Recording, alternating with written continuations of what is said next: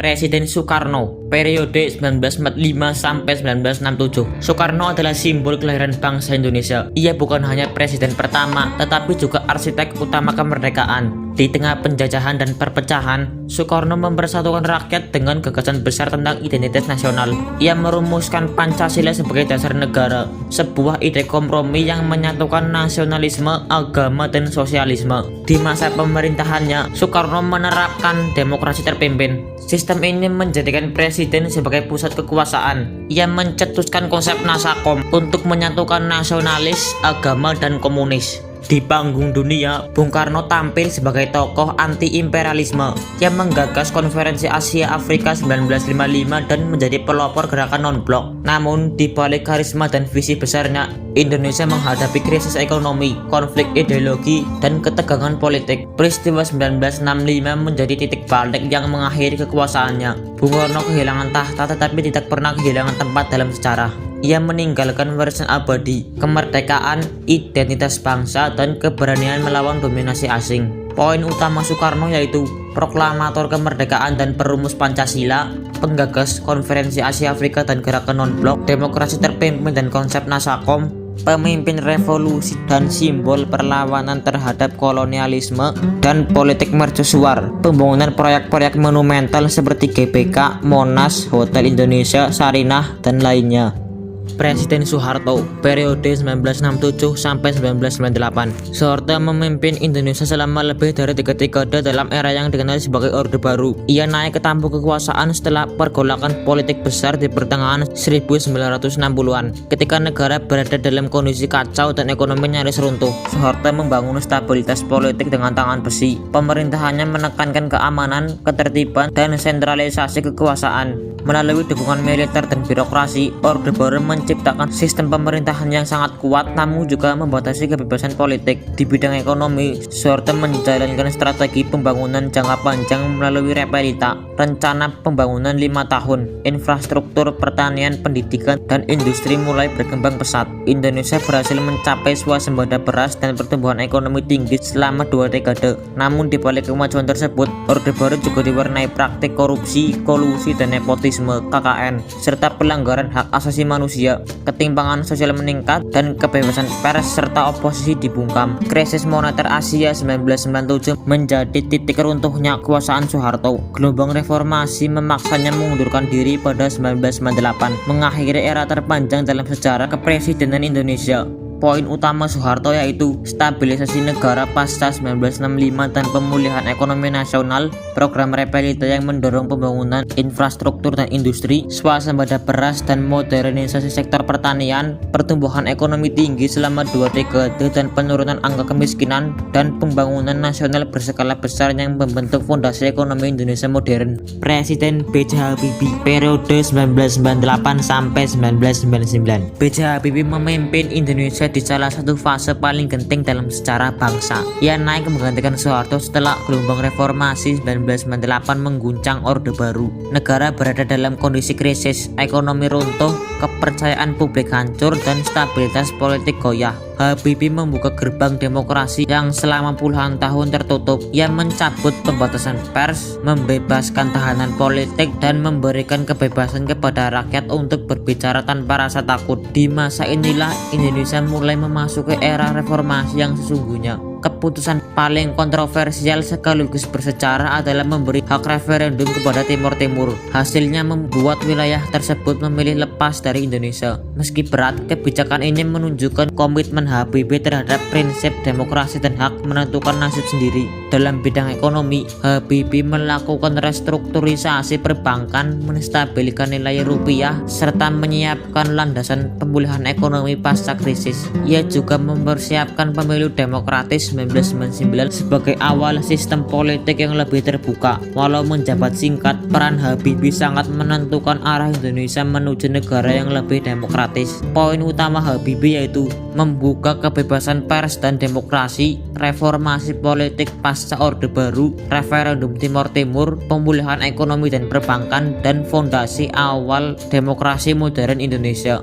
Presiden Abdurrahman Wahid, periode 1999 sampai 2001. Abdurrahman Wahid yang akrab disapa Gus Dur memimpin Indonesia pada masa transisi yang sangat rapuh setelah runtuhnya Orde Baru. Bangsa ini masih berjuang menemukan arah baru di tengah kebebasan yang baru lahir. Politik belum stabil, ekonomi belum pulih sepenuhnya, dan masyarakat masih terpecah oleh konflik lama. Gus Dur hadir sebagai simbol pluralisme, kemanusiaan, dan toleransi. Ia membuka ruang bagi kelompok minoritas yang selama ini terpinggirkan. Salah satu kebijakan paling bersejarah adalah menghapus larangan budaya Tionghoa dan menetapkan Imlek sebagai hari libur nasional. Dalam kehidupan demokrasi, Gus Dur menjaga kebebasan pers, membela hak sipil, dan menolak segala bentuk otoritarianisme. Dalam hubungan internasional, ia membawa citra Indonesia sebagai bangsa yang damai, terbuka, dan humanis. Namun pemerintahannya juga diwarnai konflik politik berkepanjangan dengan DPR dan MPR. Perbedaan pandangan, manuver elit, serta kontroversi kebijakan melemahkan posisinya. Pada 2001, Gus Dur diberhentikan melalui sidang istimewa MPR. Poin utama Gus Dur yaitu pluralisme dan toleransi nasional, penghapusan diskriminasi etnis Tionghoa, kebebasan pers dan hak sipil, diplomasi damai dan terbuka.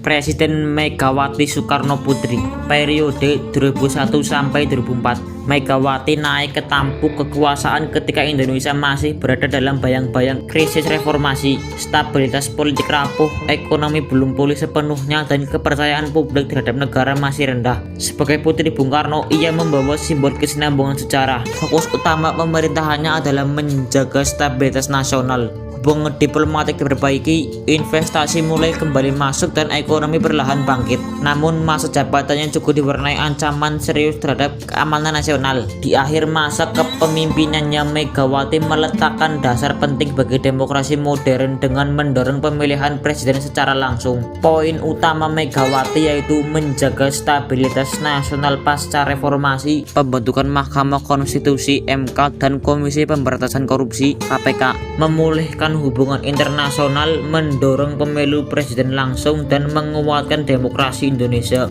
Presiden Susilo Bambang Yudhoyono periode 2004 sampai 2014. Susilo Bambang Yudhoyono menjadi presiden pertama yang dipilih langsung oleh rakyat, menandai babak baru demokrasi Indonesia. Di bawah kepemimpinannya, stabilitas politik dan ekonomi relatif terjaga, bahkan saat dunia menghadapi krisis finansial global 2008. Salah satu pencapaian paling bersejarah adalah perdamaian Aceh melalui perjanjian Helsinki 2005 yang mengakhiri konflik panjang dan membuka jalan bagi rekonsiliasi nasional. Di bidang sosial, pemerintahannya meluncurkan berbagai program perlindungan seperti BLT, POS, dan Jamkesmas untuk membantu masyarakat kecil. Poin utama SBY yaitu presiden pertama hasil pemilihan langsung rakyat, perdamaian Aceh melalui perjanjian Helsinki 2005, pertumbuhan ekonomi stabil dan relatif tahan terhadap krisis global 2008, program pro rakyat seperti BLT, POS, dan Jamkesmas, dan penguatan posisi Indonesia di forum internasional.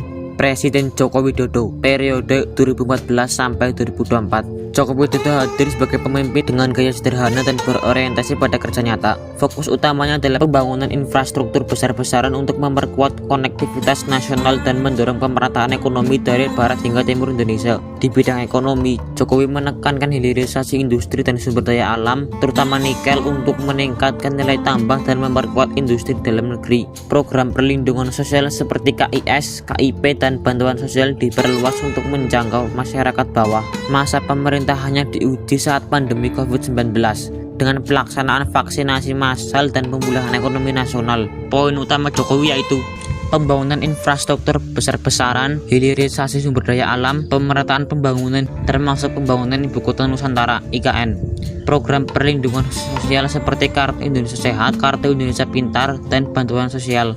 Presiden Prabowo Subianto periode 2024 sampai sekarang. Prabowo Subianto memimpin Indonesia di era global yang penuh tantangan dengan fokus utama pada ketahanan nasional dan kemandirian bangsa. Pemerintahannya menekankan penguatan ketahanan pangan dan energi agar Indonesia lebih mandiri dan tidak bergantung pada impor. Di sektor pertahanan, ia mendorong modernisasi alutsista dan penguatan kedaulatan wilayah. Prabowo berupaya menjaga posisi Indonesia tetap seimbang dan stabil di tengah dinamika geopolitik dunia. Masa kepemimpinannya masih berjalan dengan arah kebijakan yang berfokus pada kemandirian, stabilitas, dan kekuatan nasional jangka panjang. Poin utama Prabowo yaitu fokus pada ketahanan pangan nasional, penguatan sektor pertahanan dan modernisasi alutsista, program makan bergizi gratis MBG, dan diplomasi aktif dan seimbang di tengah dinamika global.